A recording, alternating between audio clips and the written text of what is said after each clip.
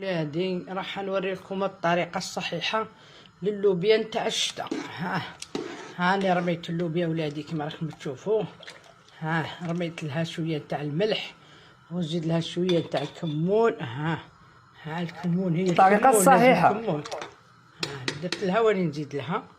هيا وحكمي الخضره تاعك، حبه زروديه حبه بطاطا ارميهم لداخل.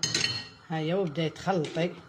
بديت نعناع يابس، حشيش يابس ولادي. حشيش يابس هاكا، شويه فلفل كحل